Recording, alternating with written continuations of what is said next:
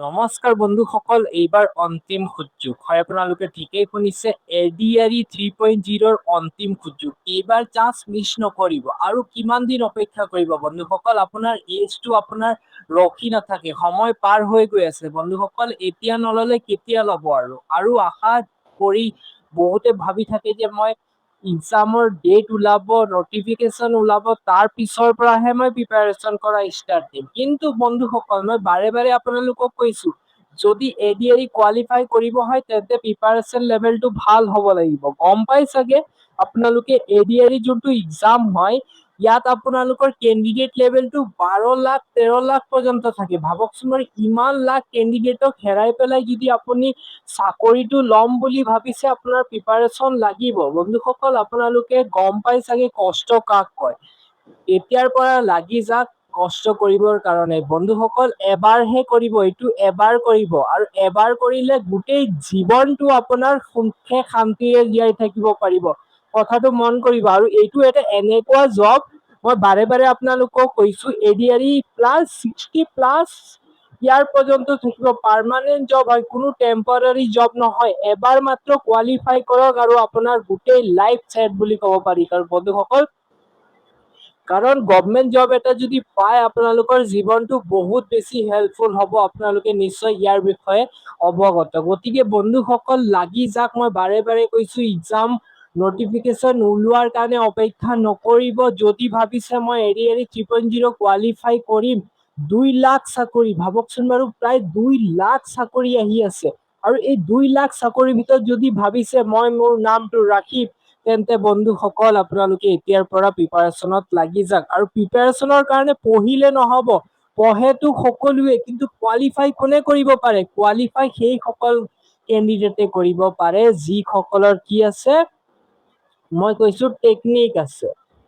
Technique আছে, এতিয়া পঢ়াৰো কিছুমান টেকনিক আছে। সেই টেকনিক সম্পৰ্কে আজি আপোনালোকক মই ধুনীয়াকে অৱগত কৰাব বিচাৰিছো। বন্ধুসকল, ৰেডি হৈ যাওক। 2026ত এটা গল্ডেন অপৰচুনিটি আহি আছে।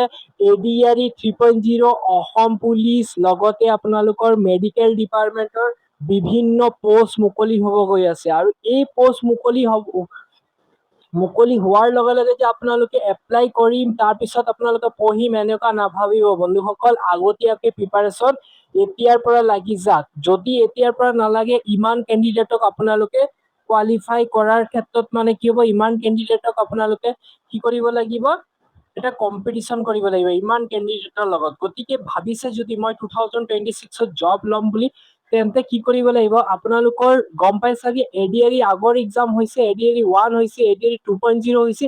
যিবোৰ কুৱেশ্যন পেপাৰ আছে, কুৱেশ্যন পেপাৰ লগতে আপোনালোকৰ চিলেবাছ যিবোৰ পেটাৰ্ণ আছে, সেই চিলেবাছ পেটাৰ্ণ আৰু কুৱেশ্যন পেপাৰবোৰ এতিয়াৰ পৰা এনালাইচিছ কৰা ষ্টাৰ্ট দিয়ক। কাৰণ কুৱেশ্যন পেপাৰ আপোনালোকে গম পাই চাগে, কুৱেশ্যন পেপাৰ আৰু চিলেবাছ পেটাৰ্ণ এনালাইচিছ কৰিলে বহুত বেছি তাৰ পৰা কমন হোৱা চান্সেছটো থাকে। আৰু কুৱেশ্যনৰ যদি পেটাৰ্ণ গম পায়, তেন্তে আপোনালোকে নিশ্চয় সফলতা অৰ্জন কৰিব পাৰিব। এজন মিডিল ক্লাছ ফেমিলিহে গম পায় জীৱনটো কিমান কষ্টকৰ। গতিকে যদি এই ভাল এটা আপোনালোকে সোণালী সুযোগ যদি মিছ কৰি দিয়ে, বহুত ডাঙৰ এটা মিছ কৰিব। নাভাবিব যে আপোনাৰ এই চাকচেছটো অকল আপোনাৰে, আপোনাৰ পিতৃ মাতৃও আপোনাৰ কাৰণে ৰৈ আছে। পিতৃ মাতৃয়ে আপোনাৰ কাৰণে জীৱনটো পুৰা দি দিছে আপোনাৰ। ভাবকচোন বাৰু, ইমান কষ্টকে পঢ়াই শুনাই যদি আপোনালোকে পিতৃ মাতৃক এটা সুখৰ জীৱন দিব নোৱাৰে, তেন্তে কি দিব পাৰিব? কথাটো মন কৰিব। মই এইটো এনেই কোৱা নাই, মটিভেশ্যনৰ কাৰণে কোৱা নাই বন্ধুসকল। আপোনালোকে অলপ ভাবি চাব। কাৰণ ভাবিছে, পিতৃ মাতৃৰ বহুতে কেণ্ডিডেট আছে, বহুতে মানে কিছুমানে কৈ থাকে, তই কি কৰিলি? এইটো কথা মন কৰিবা যে তোমাক মানে পঢ়ুৱাবৰ কাৰণে পিতৃ মাতৃয়ে ঘৰটো ভালকে বনোৱা নাই, তোমাক পঢ়াবৰ কাৰণে। গতিকে যদি ভাবিছা মই পিতৃ মাতৃ সুখৰ সংসাৰ দিম, যদি অলপ কষ্ট কৰা, যদি কষ্ট নকৰা, তেন্তে ফল কেনেকুৱা পাবা?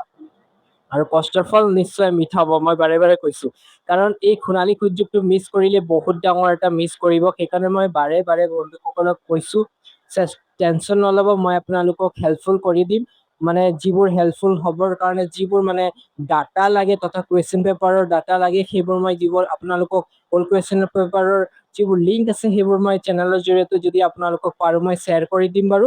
কিন্তু আপোনালোকে প্ৰিপাৰেচন কৰিব লাগিব। এটা কথা মন কৰিব, আমি আপোনালোকক জাষ্ট ৰাস্তাহে দেখাব পাৰো, কিন্তু সেই ৰাস্তাটোক খোজকাঢ়ি যোৱা আগবাঢ়ি যোৱাটো আপোনালোকৰ দায়িত্ব। গতিকে বন্ধুসকল এনেকুৱা সোণালী সুযোগ বাৰে বাৰে নাহে, মিছ নকৰিব। আজিৰ পৰা লাগি যাওক, আজিৰ পৰা পোনপ্ৰথমে আপোনালোকে চিলেবাছটো জেৰক্স কৰক, তাৰপিছত অল্ড কুৱেশ্যন পেপাৰ যিবোৰ আছে সেইবোৰ কালেক্ট কৰক আৰু এটা এটাকে লাগি যাওক। এতিয়া আপোনালোকে গম পাই চাগে যিবোৰ এডিআৰই লেভেলৰ কুৱেশ্যন পেপাৰ হয় এইটো অলপ হাৰ্ড হয়, গম পাই চাগে। আৰু ইমান হাৰ্ড কুৱেশ্যন পেপাৰো নহয়, এটা মানে ধৰি লওক এটা পেটাৰ্ণ ৱাইজ থাকে। আৰু তাৰ ক্ষেত্ৰত আপোনালোকৰ পোনপ্ৰথমে আপোনালোকৰ যোনটো মেথছৰ আৰু ৰিজনিঙৰ নলেজ হয় সেইটো ভাল কৰক।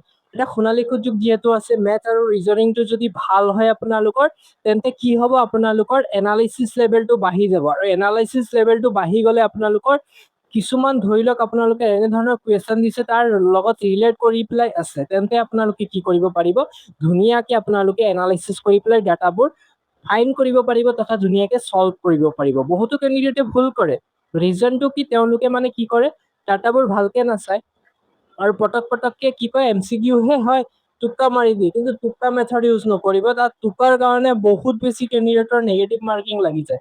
আৰু এইবাৰ কি আছে, এইবাৰ আপোনালোকৰ ৰিটেন পাছৰ পিছত ইণ্টাৰভিউ হ'ব।